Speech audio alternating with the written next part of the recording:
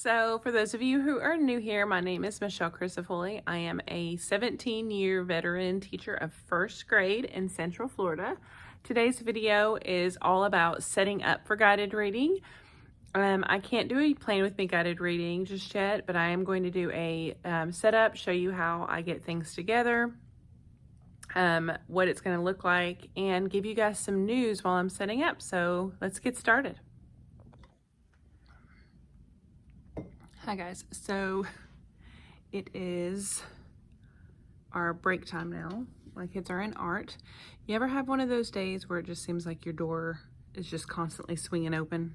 And that is how my morning has been. It has been nonstop crazy this morning. So I don't know if I've told you guys this, but our class lists have changed again. They are bringing in a new teacher to help relieve some of the students in this room. So I will be losing 6 students, but then I got another student this morning. So I'm gonna go from 19 down to 13, which is gonna be a relief and a help, but I am so sad, y'all. I'm just so sad. I love my kids so much, and we've really developed a little family. So I was going through my guided reading stuff and going to show you setup, but I wanted to make sure I included that because that has changed my guided reading groups. I'm trying to show you how I set up my guided reading and what I will do. And then on Sunday, I will do a plan with me video. So I might not put this video out until Sunday evening because I'm going to plan from home because I'm getting ready to leave. So you know how busy it is right before you take a half day off, or if you take a day off, you just feel like you have so much to do to prepare for a sub. So I'm getting ready to finish out my morning, and I want to make sure all of my stuff is in line. But I wanted to show you this before I left because I can't show it to you on Sunday. So let me spin you around. Okay. Oh, sorry about the finger. So I'm trying to talk quietly because I have put my little shade down and I've kept my lights off so that people didn't come knock on my door. I just really need to have some time to get some stuff together. So this is my guided reading, my small group folder. I do like, it is Debbie Diller's Making the Most of Small Groups. That's where this came from. I made this folder a long time ago with one of my teams at the very first school I taught at, and it has followed me ever since, and I love it. So I grouped my students by what they did on their reading when I tested them. So I don't know if I showed you this. This is just a little chart that I make myself, nothing fancy. I've got my students' names down on the side and then the levels at the top. And so the purple, pinkish color, that's the beginning of the year. That's where they landed for the first testing. So this just helps me in my brain see it. These little barcodes right here, these are the ones that didn't know any letters. These are the ones that knew some or most of their letters, but just were not ready for a level A. These are the ones that didn't know anything, these little 3 here.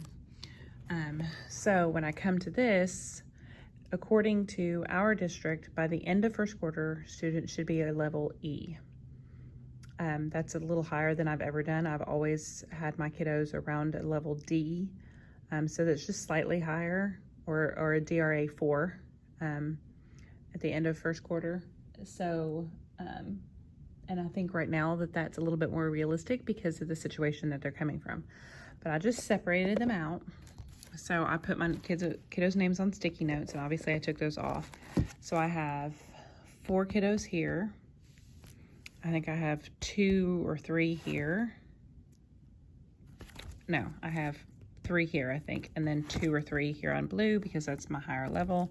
And then this is my little babies that don't know any letters and sounds. And then I do have one on the back where they were ready to be in books. So they're DRA 1 or level A. So I have a couple kiddos that were level A. These babies didn't know any letters or sounds. So that's 2 now because I'm losing 1. And then I have 3 here that were a level G or H, if y'all can see that. And then I had 3 here that were a level C. And then I think I had 3 or 4 here that were a level A, B. So these little sheets came from Debbie Diller's Making the Most of Small Groups. So we just copied them, laminated them, and cut them up. We put them in a little envelope on the back, and as our students move through, we just Velcro them to the thing. And so these are the things that they should be able to do before they leave this level independently. So for phonemic awareness, this is a level D or 5-6. Phonemic awareness, they should be able to segment and blend, substitute and manipulate. In phonics, they should be able to use consonant blends and decode fluently. They should be able to use parts of words to check for meaning and use short vowels. Now, this is a very old textbook. It doesn't really go through the science of reading, but I still like to use it to guide me when I'm planning. And I'll show you my planning routine on Sunday.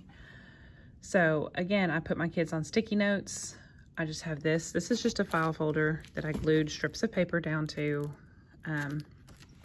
Obviously, the red is low babies. The yellow is the bubble kids that are low but have, you know, they're kind of right there. They're right there. The green is, they're doing good. They're right on target. Of course, blue is above. And then I have a light blue on the back because I just needed more. And I didn't want it to be like a, so this would technically also be yellow, but it's light blue. And it just goes with those. So now I will go through and I will write my kiddos' names. Obviously I can't show you that, but I'll write their names and put that on the little thing here, and I just hang it. And then in each bin is where I will hang, or I'll put their books for guided reading and whatever activities. So for example, in the red bin, I started putting some stuff in here. We're gonna be working on our alphabet charts, and we're gonna be practicing our letter writing and reading letters. And these books I got from the Target Dollar Spot. I don't think they're there anymore, but I saw them and I was like, oh, I have to nab those. So we're gonna be practicing our letters in this group. So that's going to be a lot of the first couple days as they get used to the small group thing. So that's what's in there. I haven't put anything in that one yet. I don't think I've put anything. This is our sight word folder. So as we're learning sight words in group, I write their sight words. Let me show it to you. I write their sight words on. Whoops, see, I just write the letters on there. So as we learn sight words, I just write them on that. So that's in there. And then I've got another one in that one. These are our strategy posters that I use. These are in my TPT store. I also have like an explanation for parents and whatnot. So these, and again, these does not follow the science of reading. In fact, a lot of this I don't agree necessarily works for all kids. It works for some kids, but it doesn't work for all kids, especially those kiddos. Like I think I have a student in here that really needs lots of reading support. She is very strong in math, but she is just not understanding the letters. And so I'm wondering if she's got something else going on. So time will tell on that one, but I don't think that these posters would do anything for her. But then some of my kids, they do help. So, you know, it's a game, I guess, you know, you could say it's a trial and error. So that is, let me zoom out. That is those are what those bins are for. This is for our interventions, and this is for my math, and I haven't touched those in a while, so I'm not even gonna empty those. I have started building my little cards. I got this from Keeping Up with Mrs. Harris, and of course the bins for Michael's, and they just match the picture to the word. So this is going to be really good for my green group because that's kind of where this group is. But I haven't finished making them, so I'm very behind on that. But I wanted to show you how I organized it. And again, I'll show you my lesson plans. My lesson plan and plan with me is really more, probably going to be more beneficial. And I'm going to do a virtual plan with me video. So if you have virtual kids that you're wanting to do guided reading with, these are just my magnetic letters. I actually got this from a teacher that retired. She gave this set to me, so I was super appreciative of that, but that's just my magnetic letters. And then I told you I would show you how I use this cart. Submess, don't mind my submess. So this is my little guided reading cart. On the top, let me turn it to where it's not so full. So these are my little hats that I put on that my students know. It doesn't belong there. They know not to bother me if I have one of my little headbands on. I've got 3 of them. So we've talked about that. I put these bowls out with whatever tools, supplies, letters, whatever they need that day. And again, I will continue to use this, but this stuff, I've got so many bowls now that I don't have to worry about it cross-contaminating. But I don't know if I will use it at first. I may just hold off at first. And same thing with, I give my students one of their own little witchy fingers. So I'm going to go buy those this weekend from the Halloween store, so they're not just reusing and sharing. They'll have their own that they can pull out. But that's what those are for, and we won't be using the little wiggly eyes just yet. We used the headbands in the past to write sight words on, and then they had to guess the sight words, but obviously we won't be doing that. My slinky is for stretching out words, and highlighter tape is for highlighting words in books. And then we have note cards. I always like to see people's cards, so that's why I'm going through all this. We have note cards to write words on, markers. These are just extra erasers I found. They're sharks, aren't they cute? These are dry erase boards for like sentence writing. So those are in here. Pens and pencils. Spaceman for spacing between our words. These are highlighters for highlighting. And this is a thing I used to use to tell them not to come over to me. It's just a light. It never worked. I mean, the light worked, but it never kept them from coming over to me. My headband works better. On my second shelf is alphabet cards. Oops, sorry. Alphabet cards for doing things. Dice. That's Debbie, Dee. It's Dee, not Dee Wills. It's Deanna Jumps. Stretchy Snakes. I'll try to link what I have here if I can find it. Some of this stuff is so old, but that's what that is. Deanna Jumps, Stretchy Snakes. So they're just Elkanon boxes for Stretchy Snake. So they stretch out words. And then these are like cards and stuff that I've had for years here. I made these up a long time ago for them to blend, and then they unclip it to see if they got it right. So that's those. I only have short A done because I was really busy that year. And then, of course, lots of, I'm sorry, my finger keeps getting in the way. Ending sounds, vowel cards, bingo cards, clip and match cards, things like that. Any kind of cards that I have that I use in group are there. But again, I don't think I will be using most of that because I don't want to cross-contaminate and all that. So, and I don't have a set for every single person in my class. So it'll be run a little bit differently. That's why I want to do my plan with me video so that you guys can see that. So that's my cart. And I actually wheel my cart over right here next to me so it's closer. I don't know what I'll do this year because I'll have probably one student here, one student there, one student there. If I only have a small group of 3, if I have more than 3, then we'll be on the carpet. But yeah, that's how I set things up. Oh my gosh, y'all, I'm so sorry. Small group folder. I've tested them all, then I just sorted them. And now I'm going to put their names on here. And then I'm just going to plan on Sunday what I'm going to do. And then whatever we're doing goes in the bins. If we're doing a sight word, I use the magnetic letters. This year, I won't be using the magnetic letters at first. We're going to use a magnetic letter app to do our magnetic letters. And I'll show you that on Sunday. So I hope that this part of this video, like I said, I may combine them. This is already 12 minutes, so maybe not. But that's the setup, and I will do a plan with me on, let me spin you back around. Okay, so I hope that that was helpful. I will do a plan with me on Sunday. So this is just the getting everything organized.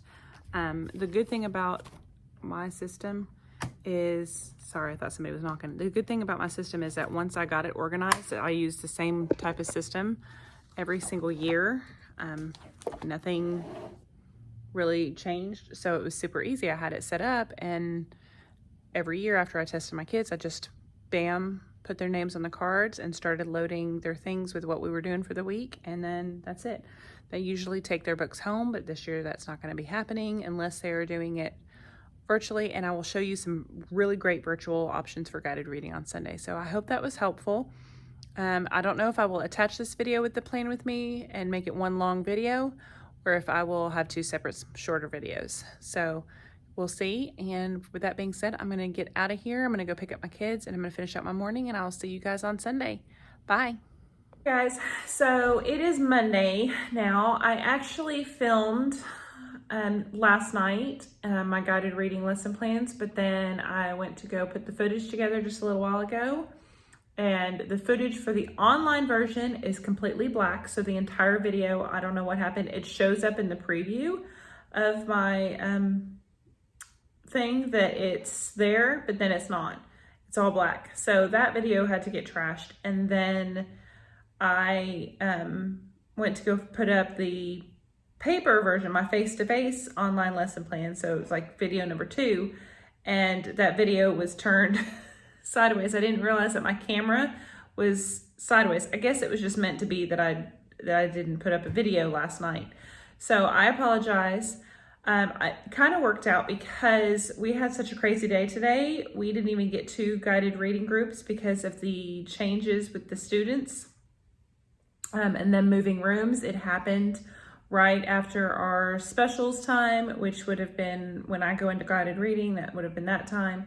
So we didn't even get a chance to do guided reading today because the students switch over.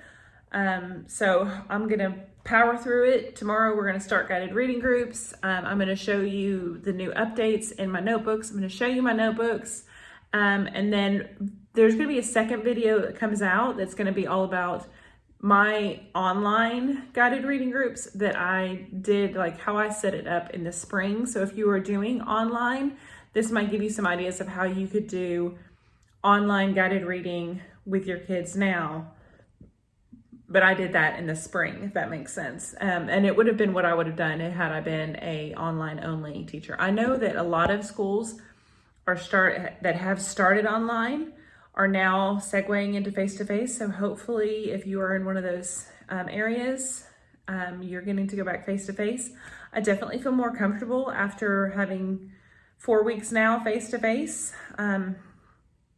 It's not as daunting and scary to me. Although our class lists have changed, mine now like 8 times, 7 or 8 times. So my class list has changed due to the circumstances, and I'm sure it's going to probably change another 7 or 8 times. Who knows? I think it's just going to be one of those years. So write numbers, not names, y'all. But anyway, I'm going to go ahead and spin you around. I'm going to show you my notebooks. I always like to see that kind of stuff. I don't know if y'all care to, but I always like to see what other teachers do. So I'm going to show them to you. You know, trash or treasure, and I'm going to do a quick plan with me. So I'm only going to plan one group just because of time purposes in the video. But if you want to see more, like a full-on every guided reading group lesson plan with me, then you can just leave me a message in the comments. So let's go. Okay, so you know I'm working one at home when my son's Legos are in here and his backup school box and pile of stuff I need to go through. You know, this is working from home life, y'all. So this is my backup table. I'm gonna zoom out a little bit. This is my small group binder. I will just start with this little bad boy right here. Again, this is from Debbie Diller's Making the Most of Small Groups. These are like the, she's got this in the back of her book. I will link that book in the description box. It's probably been updated since I bought the version that I have, but this is how I set this up. So this is just obviously a file folder. This is, you know, the level of comprehension, prompts for comprehension, and possible focuses for comprehension. So you can see that's just kind of is there to give me ideas. Fluency, same thing. Prompts for fluency, possible focuses. So if you have students that are struggling in those areas, then it gives you possible focuses and prompts. Vocabulary, phonemic awareness, that's the one I use the most. And then phonics, that's probably the second one I use the most of this. So I keep this with me so that if I don't notice anything particular that my students are doing and I need an idea to take it to the next level, I pull out this bad boy. So that's what that is. This is our sight words by grade level. I just keep that in the front to help me remember. Backup lesson plans. Now, I have not cleared this thing out since my last year's group. So that was one of the reasons why I wanted to bring it home. This is their reading goal sheet. So I write it on a small one and I have a big version in the classroom, but this just helps me keep it close. So and I don't know that I'll do it the same this year, obviously, because times are a little different. They can't take their books home, so my students don't have access to as many books. Although they do have their iPads this year, so that might not be a problem. But we're not going to worry about it for September. We're going to start in October. But they set a reading goal. If they make their reading goal, I will put a little check mark. That's a check mark. That's an X.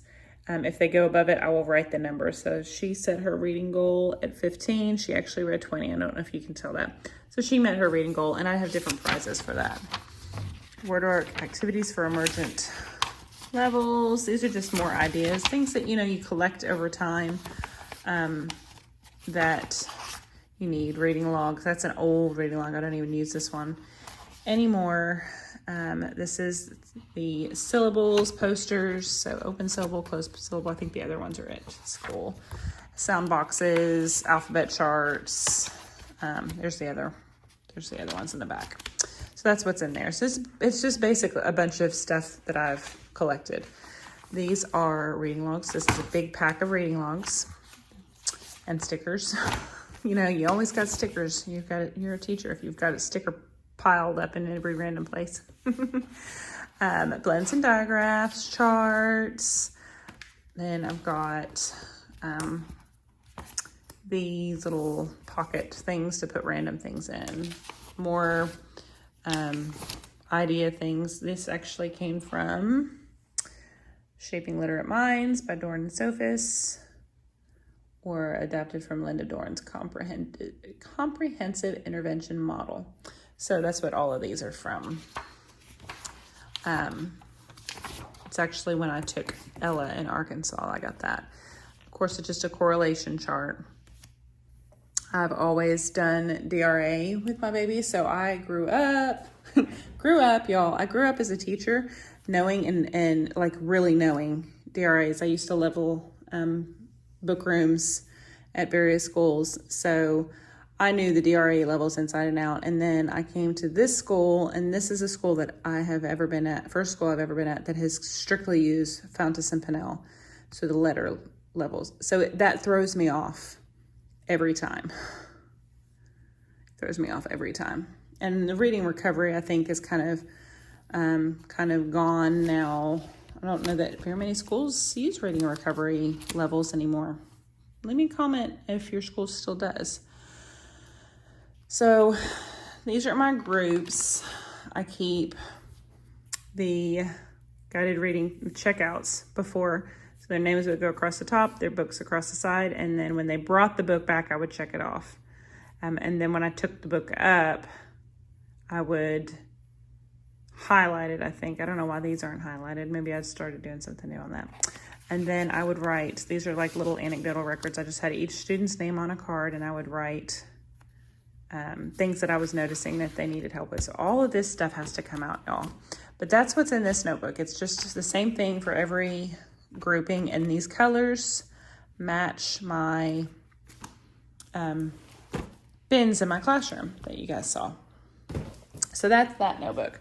Now I did want to show you a couple other things. So I showed you this. My groups has actually changed, so I have my student's name in it, so I'm not going to pull that open, but I showed you that in the earlier part of this video. This is another continuum that I have. So like if your students are not ready for actual guided reading, small group, assisted learning groups, And these are some focuses that you can and should have. So you just write your student's name or put them on a sticky note. So this is just another version basically of this. Same thing if they're emergent. Kind of gives you some ideas.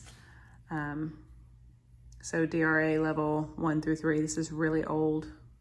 I don't think I've used this particular one in 5-6 years, maybe, at least 5 or 6 years. So this is DRA 1 through 3, DRA 4 through 8, DRA 10-12,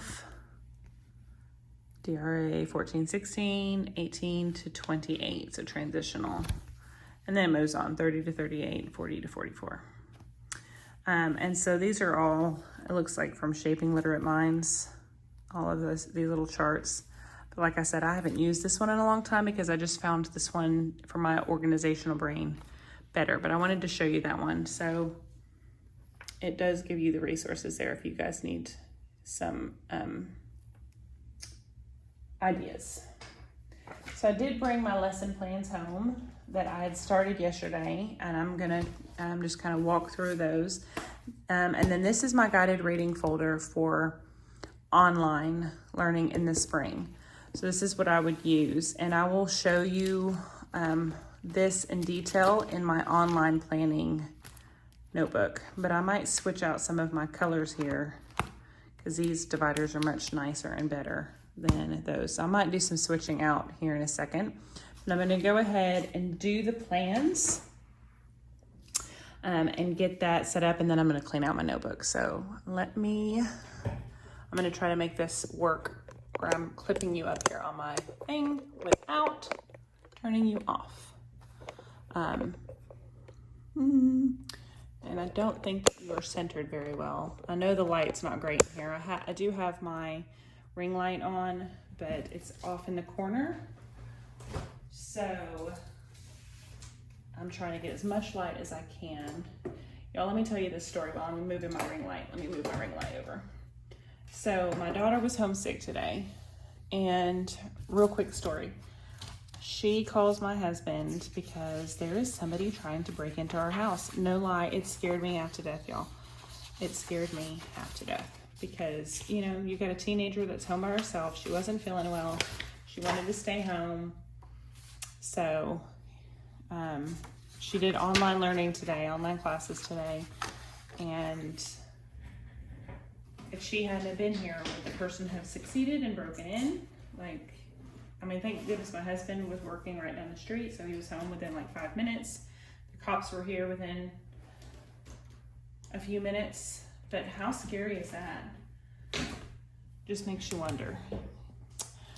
All right, my friends, so this is my lesson plan, and this is one of the things, and I hope the video isn't sideways. I apologize if it is. I really want to get this video out, so I don't want you guys to miss out on it. I'm going to try to plan sideways, I guess. It looks like it might be a little sideways. I will try to do my best. These are the plans that I use. Now, the way that I do my planning, I plan day to day instead of a week at a time. I do not like to plan my guided reading for an entire week unless it's a group, like a higher group of kids that are well at grade level, where we're working on vocabulary, comprehension, fluency, some of those higher skills. And I only meet with them a couple times a week, and we do part of the book one day and part of the book the next day. Or if we're reading chapter books and doing more of like book club type reading groups, that sort of thing, then I can plan for the whole week. But if I'm doing a small group, like assisted group, where we're working on more phonemic awareness or lower phonics, letter ID, sound matching, things like that, I do not like to plan for a whole week. I plan day to day. That's just has always worked best for me. If you can plan for your whole week, then, and that works for you, woohoo. But for me, it does not work. I plan day to day. Usually once I get in my groove, it takes me maybe 5 minutes to do my planning at the end of every day. I sit down and do a quick zip, zip, zip. I reflect on what we did that day and what I want to do the next day. So like I said, today we were supposed to do stuff. This is Monday. I'm going to mark it out. I am going to make myself a note that we were moving students. just so if I look back at my plans, I don't go, why didn't I start? I'm going to put the date here. I'm sure I will remember that we were moving students, but I'm going to just put those dates right there. So this is for my level, where'd my little chart go? My group that are 1 to 2s. So it's my yellow group. So they are reading, but they're not in the red, because my red group is needing lots of help with just letter ID and matching, phonemic awareness, that sort of thing. So they're a little bit past that. They still have lots they need to work on. So they're yellow group, and there are 3 students in this group. I'm just going to write, I would normally write their names at the top, but I'm just going to write initials, R, T, and A. So let me flip you to this thing real quick. So if I'm looking at this, those are the skills that they need to master before they move on to the next level. So these are things essentially that I can be working on. So the great thing about this is if I'm stuck and I need a spot to get started or a way to get started, this gives me ideas. That is also right here. So what I just showed you, I have also put on the side of my lesson plan page. And as the week goes through, I'll put a little check mark if I notice they have mastered those things. So I know for this group that they struggled doing one-to-one matching. So I do want to put that at the top. It's not necessarily a focus, but I do want to make sure that I bring that in there. I want to make sure that we work on one-to-one matching. But a focus for this group to start us off is going to be one of our reading strategies. It's going to be using the picture. I'm just going to teach them to look at the picture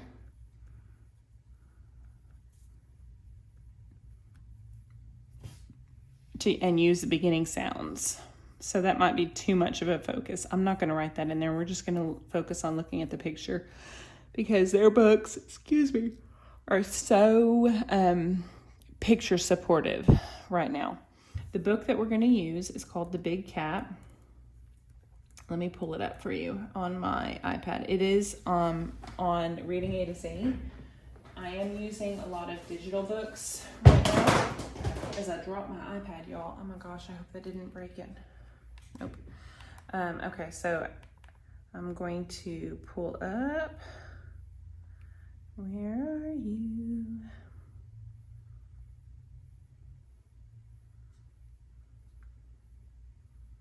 Let's see. Oh, it kicked me out because I left it alone too long. Okay, so I'm going to keep planning and I'll show you the book in just a second. So I know I am using that book, The Big Cat, because I pulled it up earlier before I left work just to make sure I could get it. And I am putting it, I just did put it on our online platform for them to go in. Here it is and do. So here's our book, The Big Cat. So I knew that that's the book, but what do I want to do? Well, I want to start with, my warm-up usually starts pretty basic. We do the ABC chart at this level. Other levels, we will go ahead and go right into high frequency words, and then we will do some phonics word building. But this group needs ABC chart. And then we're going to write some sight words, and we're going to write our sight words probably with our Show Me app, because they're going to write it, erase it, write it, erase it, write it, erase it. If you've ever seen the Show Me app, here, I think I had that one open earlier. Right here. We use this a lot in class instead of the dry erase board since we have iPads. So they would do, write it, erase it, write it, erase it. Oops. Nope. Write it. Oh, come on. There it goes. And then erase it. So I think you get the point. So we do that 3 times. So I know we're going to write the word the, because I see it. And I think we're going to try to write the word big, because that's repeated over and over in this story. I think I'm going to see if they can do that one. Or we might do cat, because we just got done talking about the short A sound. So I'm going to put a box around that and a question mark. So I'll just kind of play it by ear and see which ones they can do. And we might just build the word big. We might build it. I think we'll see. So my book intro, I'm going to ask them about cats and what cats do. And hopefully they're going to say things like eat, play, chase birds, that sort of thing, sleep. Hopefully they'll make some connections there. I might just put making connections. Talk about if they have a cat, that sort of thing, and hopefully that might prompt them to make a connection. So I'm going to help them focus on some of these words. I hope you guys can see that. I know it's not zoomed in, but that's okay. So I don't think that they will do very well. I think that they will see the picture, because we're going to talk about those picture clues, and see the cat playing with yarn or jumping on the yarn, and hopefully get their mouth ready, sound it out, and then try to use that picture clue for support. But I don't know about the word hides. I don't know if they would get hides from that picture, so I want to predict and locate that one. So we're going to predict it, see if that's what it is. I think they would get eats, but this picture here, is the cat singing because there's musical notes, or is that the bird singing? What's the cat doing? The cat's watching. I think that they would get the word look, but that's another one we're going to do, a predict and locate. What page is that? Page 6. And then, climbs. That is an unusual structure word because of the ending. So I'm going to put that right here, and I'm going to remember to take note of that one. Runs, cleans, that might be another one. I think they would get sleep from that picture, so I'm going to go ahead. They might get cleans. Oops. A hair on my paper. Cleans. They might get that one. And then our prompt is going to be, get your mouth ready, sound it out, or say the sounds. I like my strategy poster says, get your mouth ready. It is in my TPT store. If you're interested, sound it out. And look at the picture. Look at the picture. Oh, duh. And look at the picture. All right, and then we will discuss things that I'm noticing, so I will take notes during the read or after the read here. So that's that. So that's this story. And again, I wanted to do a digital story. This is my bare bones group where we're really just beginning to be readers. And I really just want to build their confidence here. They really need to feel like they are readers and real readers. So that's that group. So I did print off, and I'll show you because I did go ahead and make, and I don't know how many groups I'll get to tomorrow, so I'm not going to put too much stress on it. This is what I was supposed to do today. I was hoping to get to one group today.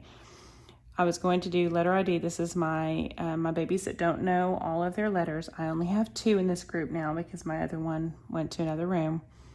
So our focus is letter ID. We're warming up with rhyming, and I want to see if they can produce rhymes. So if I give them a word, if they can produce one, because they can match rhymes. They can give me thumbs up, thumbs down if words rhymes. They're really good at that, but I don't know that they can produce a rhyme just yet. Then we're going to work on segmenting compound words, because that's the first step in segmenting, is to start with compound words, and then you kind of work your way down to smaller units. Then we're going to do our ABC chart, and then we're going to read and match letters on the ABC chart. So on a regular ABC chart, they have their own little letter bins. They're going to read and match the letters on the ABC chart.